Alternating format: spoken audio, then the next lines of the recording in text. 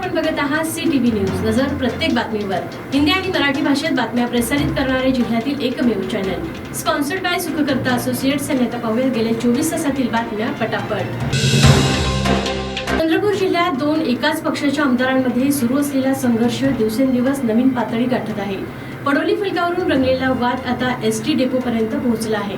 नवीन आलेल्या 5 ST बसेसचा लोकार्पण सोहळा दोन्ही आमदारांनी वेगवेगळ्या ठिकाणी घेतला. त्यामुळे येणाऱ्या काळात हे युद्ध कुठल्या स्तरावर जाईल आणि कार्यकर्त्यांची भूमिका काय असेल याकडे सर्वांचे लक्ष लागले आहे. चंद्रपूर जिल्ह्यात दारूबंदी हटवल्यानंतर अनेक बार परवाने वितरित करण्यात आले, परंतु वास्तविकता 90% बार हे नियमांना डावलून सुरू आहेत. याची तक्रार करण्यात आल्यानंतर SIT समिती चंद्रपुरात येणार आहे, परंतु पूर्व इतिहास बघता कारवाई कोणावर होईल किंवा होणारच नाही अशी नागरिकांत चर्चा सुरू आहे. चंद्रपूर जिल्ह्यात रेती तस्करीचे तांडव अद्यापही सुरू असून रेती तस्कर अधिकारी आणि पोलिसांसोबत संधान बांधून असल्याचे अनेक ठिकाणी निदर्शनास येत आहे. त्यामुळे सरकारी महसुलात लाखो रुपयांची तूट येत असली तरी अधिकारी मात्र लाखोंनी मालामाल होत आहेत. वणी शहरात दुचाकी वाहनांची चोरी होत असल्याच्या तक्रारी मागील काही महिन्यांपासून येत आहेत, मात्र पोलीस प्रशासन या चोरांसमोर हतबल दिसत आहेत. शहरात नागरिकांच्या अंगणातून वाहने चोरी जाऊ लागली आहेत. आता हे चोरीचे प्रकरण पोलिसांसमोर एक मोठे आव्हान ठरले आहे.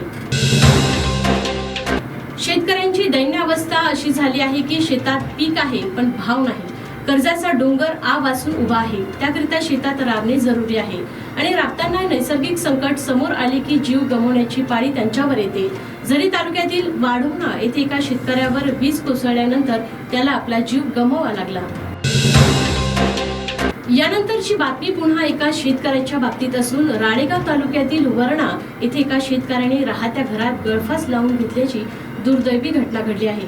45 वर्षीय मृत वासुदेव आत्राम यांच्या मागे एक तरुण मुलगी आणि मुलगा असून या घटनेने समाजमन सुन्न झाले आहे.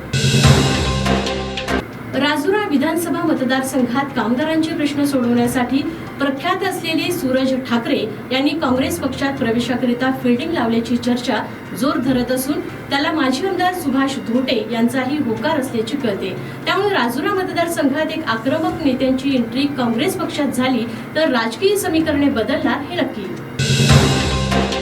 तर ह्या होत्या आजच्या पटापट बातम्या. लवकरच भेटूया पुन्हा काही नव्या बातम्यांसह.